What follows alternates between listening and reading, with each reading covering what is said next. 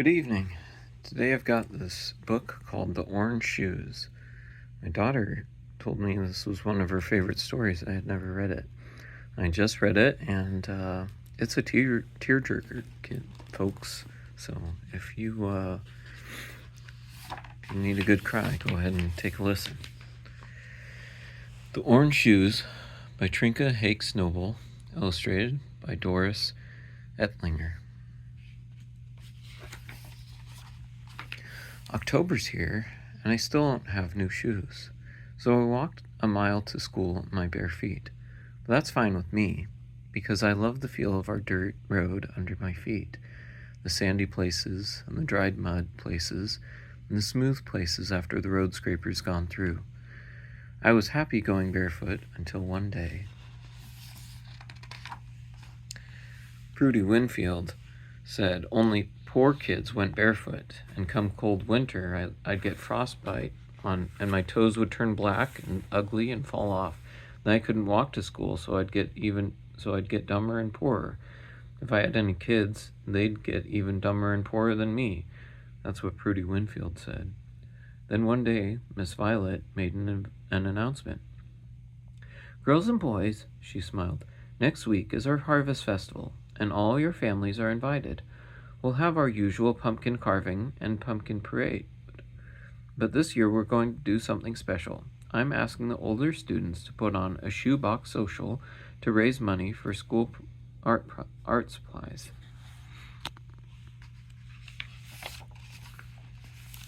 I didn't know what a shoebox social was, but I knew about art because I'd been drawing ever since I could remember. True, I didn't have any real art supplies at home, but I had a stubby pencil I liked, even though its eraser was missing, and I'd made my own sketchbook out of old envelopes. You just open them up flat and sew them together. There's a lot of good clean paper inside of used envelopes just waiting to be drawn on. So since I didn't have an eraser, I'd practiced drawing in my head first, and that made my drawings real works of art. So not having an eraser was a good thing. Just like not wearing shoes is a good thing, or else how are you going to know how soft and smooth and silky the dirt is?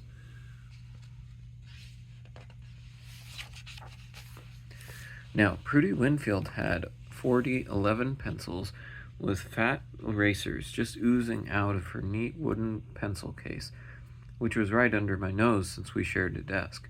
And she had lots of shoes, too. Today she had on black, shiny black patent leathers. Miss Violet, what's a shoebox social?" Prudy asked, as she slid her toe into a patch of sunlight to make her shoe dazzle. "Well, Prudence," answered Miss Violet, who always used our real names, "when a beautifully decorated box is packed with a supper and auctioned off to the highest bidder, then the money goes for a good cause. But our shoebox social will be more fun because each of you will stand behind a curtain when your box is up for auction and stick out just your shoes so the families will have a clue as to who you are. Then you will eat dinner with whomever buys your box."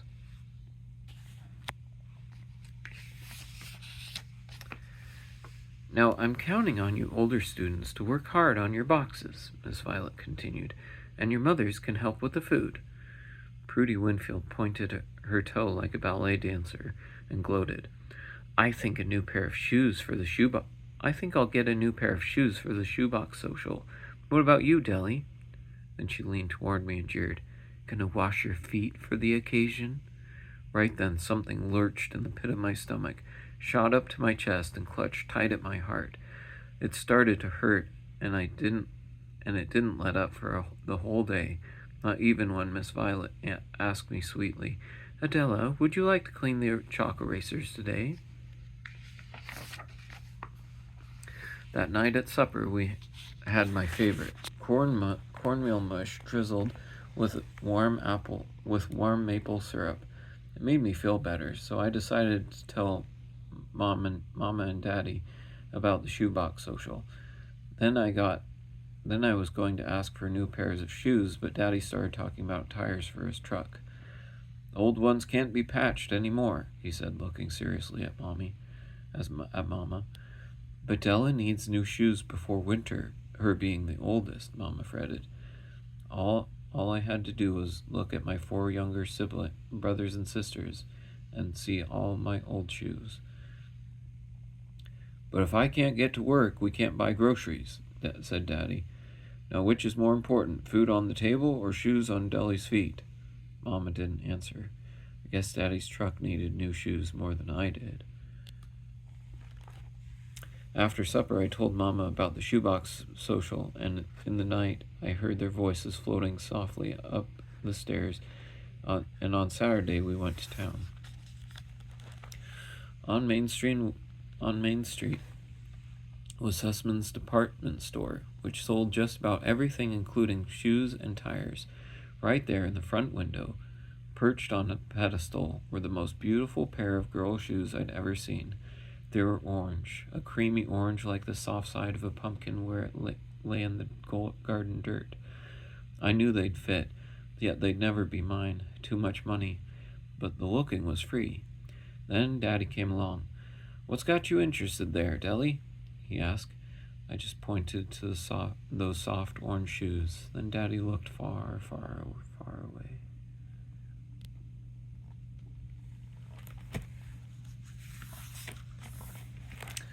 I don't know how Daddy did it, but the next morning, those orange shoes were by my bed. I slipped them on, fastened each strap with a pearl button, and flew downstairs. "Daddy, how'd you ever? What about your new tires?" I squealed. I got by with just 2 new ones, so there was some leftover money," he said.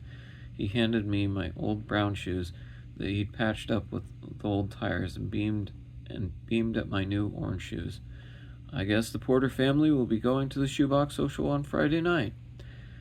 There'd never been a better daddy than mine.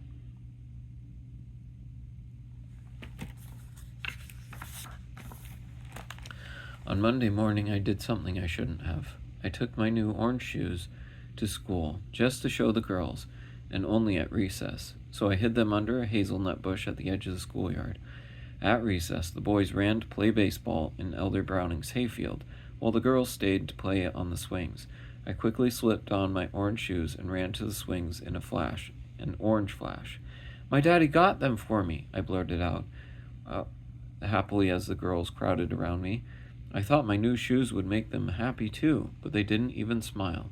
Suddenly, Prudy Winfield ground her foot right down on my toe. "Dirt poor Porter can't have better shoes than us," she sneered. "Yeah," someone hissed, and my other toe got stomped. I tried to get away, but they chased after me, scraping and scuffing and scratching my new shoes till one pearl button flew off. Finally, Miss Violet rang the bell to line up. By the time I'd hidden my orange shoes and ran to the end of the line, my heart was hurting so bad I thought it'd never stop.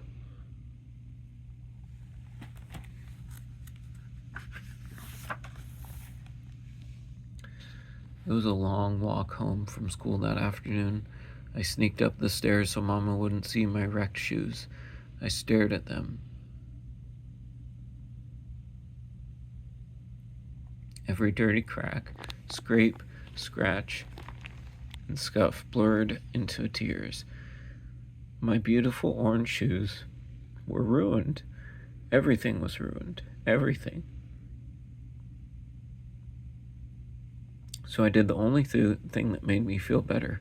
I reached for my notebook, my envelope sketchbook to draw. But when I closed my eyes to draw first in my head, all I could see were my ruined shoes. So I clenched my teeth and squeezed my eyes tighter and tighter until they stung, and all I saw was greenish purplish black. When I opened my eyes, things were out of focus, so I blinked, and suddenly, right there on my shoes, just as clear as day, I saw a tiny vine in one of the cracks. Then one scratch looked like a leaf, and a scuff mark looked like a pretty wild rose. Maybe, just maybe. I rushed downstairs and shouted excitedly, "Mama, we got any paint?" "I knew you'd be asking me that," Mama said quietly. That stopped me cold in my tracks. Did Mama know what happened? I knew a good artist like you would want to get started decorating your box for the shoebox social, Mama answered, handing me the brown box she'd saved from Sussman's department store. I don't know how Mama did it, but she'd made little dishes of paint. There was red from beet juice, and yellow from goldenrod blossoms, and brownish pink from onion skins, and purple from turnip peelings. Then she'd made 2 brushes and a quill from turkey feathers. Mama, how'd you ever? I exclaimed. It's not hard if you know where to look, she smiled, and I knew just what she meant. There never was a better mama than mine.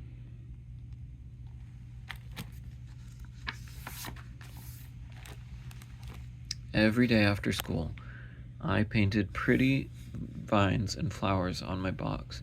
Then I painted the same designs on my shoes. By Friday, they were a match set, except for the missing pearl button. But an artist knows where to look, so I ran out our dirt road, and right there I spied a tiny white pebble shaped just like a pearl heart. I wound it in the white thread and sewed it where the pearl button had been. There, perfect. But Mama and Daddy still didn't know what had happened. So I put my shoes in a sack, pretending I didn't want them to get dirty, then wore my patched up shoes. It was a golden Indian summer, so we walked to the Harvest Festival to save gas. Our schoolhouse was decorated with pumpkins, cornstalks, and bright autumn leaves. Miss Violet had strung a curtain across the front like a stage. Elder Browning brought gallons of fresh cider and plenty of pumpkins for everyone to carve, and Mrs. Browning carried in a huge platter of applesauce donuts. Then Miss Violet hustled all the older girls and boys behind the curtain and handed our boxes to Elder Browning, our auctioneer, who lined them up. Then she lined us up, putting Prudy first and me last. No one noticed I slipped on my newly painted orange shoes. Folks, this is for a good cause, so dig deep in your pockets, announced Elder Browning as he held up Prudy's pink polka dot box. Who'll give me a quarter for this pretty box? Do I hear a quarter? Prudy inched her white patent leather, pink-bowed shoe under the curtain, and the bidding shot up till Elder Browning shouted, Sold for $1.90. Prudy looked down at her snooty nose at the rest of us as if to say, Let's see you top that. The next box brought 71 cents, and the next one 53 cents, and then only 35 cents, and so on, till Miss Violet nervously bit her lip as she calculated sums in her head. Finally, Elder Browning held up my box and gasped, This one's a beauty, folks. The room hushed. Miss Violet looked at me, then at my shoes. Oh, Adela, she sighed, and lightly placed her hands on my shoulders as I slid my toe under the curtain. In no time, the bidding raced to $1, then $1.25. Miss Violet squeezed my shoulders. I inched my toe out some more, and the bidding took off fast and furious. $1.50, $1.75, then $2. I'd passed Prudy. Then $2.50, $2.85, all the way to $2.90. Elder Browning wiped his brow and panted, Do I hear 3? Any takers at 3? The room grew tense, silent. Folks held their breath. $3 was a fortune. Last chance. Going once? Going twice?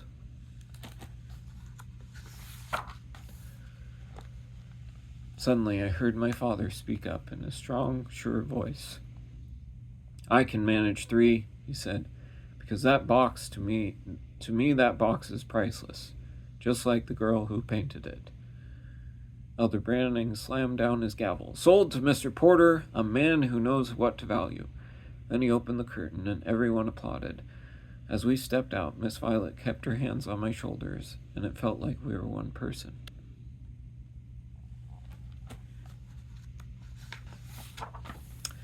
After we'd finished all the donuts, cider, and our box suppers, we carved the pumpkins.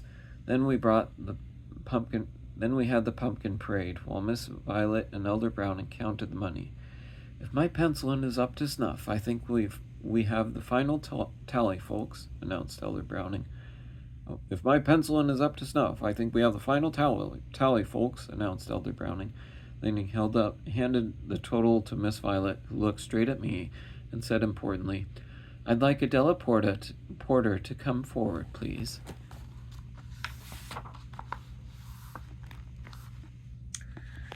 Miss Violet had me stand on a stool, made me nervous standing so high in front of everyone, like I might tip over. Then she motioned for me to turn around on my shoes so everyone could see my shoes, and said, Friends, this is why our school needs art supplies for young artists like Adela. I didn't know what got into me, but right then I pointed my toe like a ballet dancer and stuck it right in Prudy Winfield's face, but just for a second.